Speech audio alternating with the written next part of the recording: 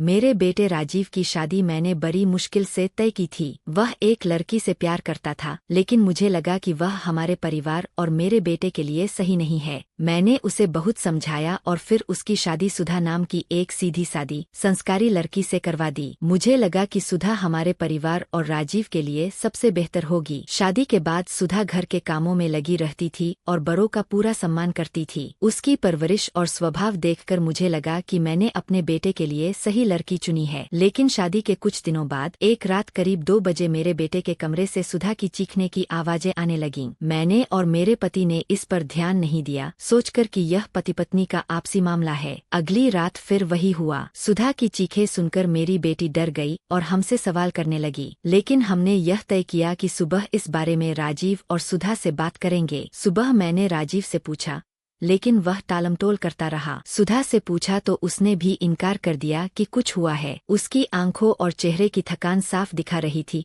कि वह रात भर सो नहीं पाई। फिर भी हर रात वही घटना होती रही। सुधा की चीखें सुनाई देती और हमारा पूरा परिवार बेचैन हो जाता। एक रात सुधा अचानक अपने कमरे से बाहर आकर चौक में बैठ गई। उसके बाल खुले हुए थे, कपड़े अस्तव्यस्त थे और वह जोर जोर से रो रही थी। यह देखकर हम सभी डर गए। राजीव ने बताया कि यह हर रात होता है और सुबह सुधा को कुछ भी याद नहीं रहता। सुबह मैंने फैसला किया कि सुधा को उसके मायके भेज दूंगी। राजीव ने सुधा को उसके घर छोड़ दिया और वहां की स्थिति साफ की। सुधा के परिवार ने कहा कि उनकी बेटी कभी ऐसा व्यवहार नहीं करती थी। मैंने खुद को कोसा कि मैंने शायद राजीव की शादी ठीक से नहीं सोची। 3 महीने तक सुधा मायके में रही। राजीव ने साफ कहा कि वह सुधा को वापस नहीं लाना चाहता। लेकिन फिर एक दिन सुधा खुद अपना सामान लेकर हमारे घर आ गई। उसने मुझसे कहा, मां जी, मैं जानती हूँ कि आप क्या सोच रही है, लेकिन सच सुनिए। सुधा ने जो बताया वह सुनकर मेरे पैरों तले जमीन खिसक गई। उसने कहा कि यह सब नाटक राजीव ने उसे करने के लिए कहा था ताकि वह हमारे घर से डरकर चली जाए और वे दोनों अलग रह सकें। राजीव चाहता था कि सुधा परिवार से अलग होकर बड़े शहर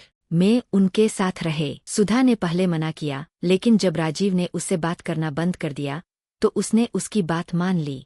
सुधा की सच्चाई सुनकर मुझे बहुत दुख हुआ। राजीव ने गुस्से में कहा कि उसने सुधा को सिर्फ मेरे खिलाफ बदला लेने के लिए ऐसा करने को कहा था। मैंने राजीव से साफ कह दिया, इस घर में मेरी बहू रहेगी। अगर तुम इसे स्वीकार नहीं कर सकते तो तुम्हें इस घर में रहने की जरूरत नहीं। धीरे धीरे समय के साथ राजीव सुधा को स्वीकारने लगा। मैंने अपने बेटे के लिए सचमुच हीरा चुना था, लेकिन शायद मेरा बेटा ही उसके लायक नहीं था। मैंने सुधा को गले लगाकर कहा कि वह इस घर का हिस्सा है और हमेशा रहेगी। थोड़े समय बाद सब ठीक हो गया और हमारा परिवार फिर से खुशहाल हो गया। दोस्तों, कैसी लगी आपको ये सच्ची कहानी?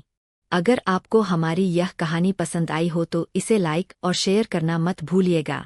ऐसी ही और कहानियाँ सुनने के लिए हमारे चैनल को सब्सक्राइब करें और बेल आइकन जरूर दबाएं।